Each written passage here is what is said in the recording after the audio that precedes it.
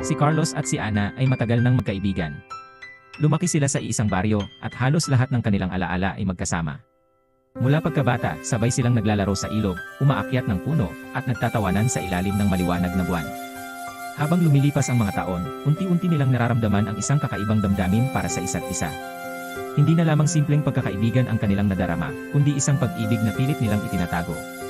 Isang gabi, habang naglalakad sila sa dalampasigan, napansin ni Ana na tila malalim ang iniisip ni Carlos. Tinapik niya ito sa balikat at nagtanong, "Carlos, may problema ba? Para kang malayo ang isip." Huminga ng malalim si Carlos at tumingin sa malayo, sa mga bituin na tila nagkikislapan sa kalangitan. "Ana, matagal ko nang gustong sabihin ito sa'yo, pero hindi ko alam kung paano. Simula pa noon, ikaw na ang laman ng puso ko. Mahal kita, Ana." Nabigla si Ana sa narinig, ngunit sa kanyang mga mata ay makikita ang saya. Matagal na rin niyang nararamdaman ang parehong damdamin, ngunit natatakot siyang masira ang kanilang pagkakaibigan. "Carlos, mahal din kita. Ngunit natatakot akong baka magbago ang lahat kung sasagutin ko ang nararamdaman ko." Ngunit masigasig si Carlos.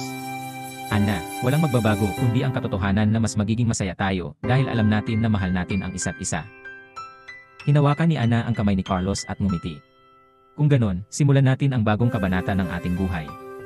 Magkasama, bilang magkasintahan." Sa gabing iyon, sa ilalim ng mga bituin at sa saliw ng mga alon, nagsimula ang bagong yugto ng kanilang pag-ibig. Ang dalawang pusong matagal nang magkaibigan, ngayoy magkasama na bilang magkasintahan, handang harapin ang anumang hamon ng buhay ng magkasama sa pag-ibig na kanilang tinataglay.